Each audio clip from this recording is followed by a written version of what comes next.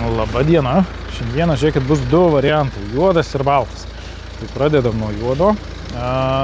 2016 metų pirmukas, faceliftinis, B serijos varikliu, 110 kW, gražios juodos spalvos, kėbulas tvarkingas, ratukai gražūs, žieminės padangos.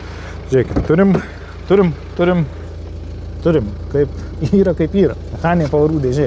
Salonas tvarkingas, gražus, visi 4 langučiai, automatiškai įsijungiantys žibintai, tarp kitko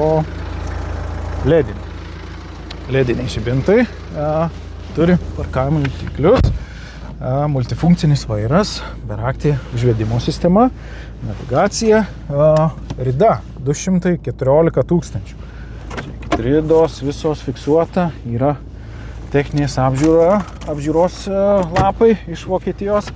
Apžiūra pasibaigus, paruošim naują.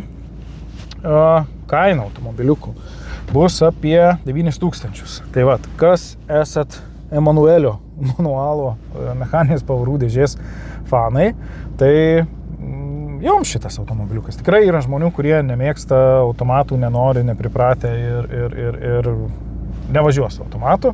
Tai va, 16 metai, 9 000 eurų. Finansavimo sąlygos yra tokios, kad galit gauti 5 procentų vartojimo paskolą šiam automobiliui, galit gauti išperkamosios nuomos pasiūlymus iš 5 bendrovių ir galit gauti leasingo pasiūlymą šiam automobiliukui. Tai va, šie ar kiti automobiliai, kuriuos rodom, filmuojam, ar bet kuris kitas, kurį įsirinkot, gali būti jūsų įsimokėtinai su gera arba bloga kredito istorija. Ir jeigu turit klausimėlių dėl automobilio finansavimo ar kažko kito, drąsiai rašot, klausėt, pasiruošę padėti. O dabar laukiam balto varianto.